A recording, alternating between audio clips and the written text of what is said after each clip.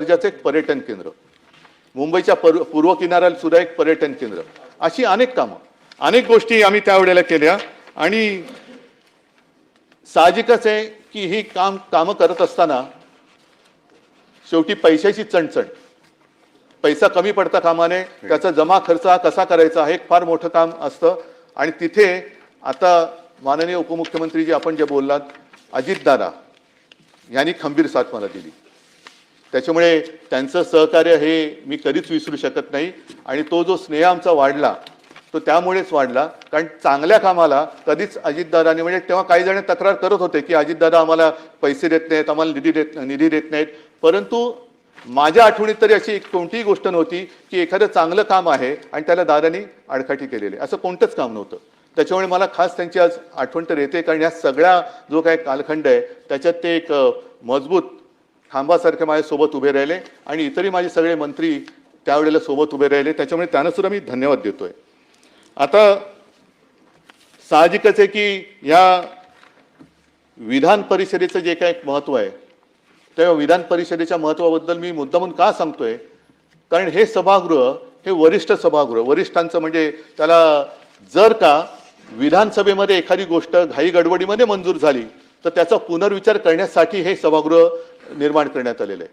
आणि या सभागृहामध्ये साधारणतः कोण येतं तर विविध क्षेत्रातले जे सामाजिक, आता आपण ज्यांचा उल्लेख केला आजही आहेत, नाही अशातला भाग नाही, पण याच्यामध्ये साहित्यिक आहेत, विचारवंत आले पाहिजेत, शिक्षक मतदारसंघातून येतात, त्याच्यानंतर काही समाजसेवक आहेत, विविध क्षेत्रातले जे मान्यवर आहेत की ज्यांच्याकडनं काहीतरी विचार आपण घ्यावेत आणि आपल्या कारभारात सुधारणा करावी, असे विचारवंत हे मग नामनिर्देशित असतील किंवा त्यांच्या वेगवेगळ्या मतदारसंघातल्या निवडणुकांमधनं असतील, हे या सभागृहात अपेक्षित असतात.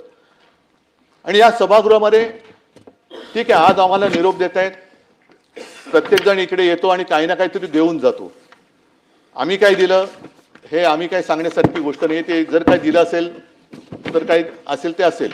पण यापूर्वी जे सदस्य या सभागृहात येऊन गेले आणि त्यांनी ज्या काही गोष्टी इकडे दिलेल्या आहेत, माझी आपल्याला विनंती आहे की मी एकूण जे काही मधल्या काळामध्ये सगळा कारभार बघतोय याही सभागृहाचा, खालच्याही सभागृहाचा, सदस्य जे निवृत्त होत आहेत त्यांना पण निरोप जरूर द्यायला पाहिजे कारण त्यांची तेवढी टर्मच असते. पण आजपर्यंत ज्या दिग्गजांनी जे आपल्याला संस्कार दिलेत आणि परंपरा दिले त्याला मात्र या सदस्यांनी, जसं हे सभागृह कधी विसर्जित होत नाही तसंच त्यांनी दिलेले संस्कार आणि परंपरा याला सुद्धा आपण कधी निरोप देता कामा नये, ह्याची खबरदारी आपण सगळ्यांनी घ्यायला पाहिजे. आणि या सभागृहामध्ये जर का थोडीशी जुनी नामावली काढली तर अगदी सुरुवातीपासून पद्मभूषण शकुंतला परांजपे, रँगलर परांजपे यांच्या कन्या, ज्यांनी स्त्री महिला क्षेत्रामध्ये फार महत्त्वाचं काम केलं, विशेषतः कुटुंब नियोजन असेल आणि महिला शिक्षण असेल याच्यावरती त्यांचं योगदान हे फार महत्त्वाचं आहे. म्हणजे त्यांनी एकूण महिला हक्क, कुटुंब नियोजन, शिक्षण, आरोग्य याच्यावरती त्यांनी सुद्धा प्रभावी भाषणं आणि काही लोकसंख्या नियंत्रणाला एक त्या धोरणाला आकार देण्याचं काम त्यांनी केलं. त्याच्यानंतर असे अनेक जण आहेत, विस पागे हे सुद्धा सभापती होते आणि त्यांनी रोजगार हमी योजनेचे ते जनक, त्यांनी सुद्धा ती योजना दिली. म्हणजे असं कोणी, सगळेजण काही ना काहीतरी आपल्याकडे देऊन गेलेले आहेत. स्वातंत्र्य सैनिक होते आणि या परिषदेचे पहिले दीर्घकाळ राहिलेले ते सभापती होते.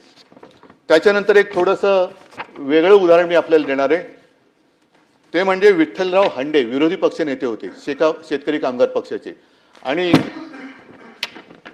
इगतपुरीचा प्रसिद्ध जो लढा होता तांदळाचा, कारण हा वाद जुना आहे, त्यावेळेला ते राज्याची एक मांडणी होती, त्याच्यामध्ये गुजरातला शेतकऱ्याच्या तांदळाला जास्त भाव मिळतोय आणि माझ्या महाराष्ट्रातल्या तांदळाला कमी भाव मिळतोय, म्हणून विठ्ठलरावांनी लढा उभा केला होता.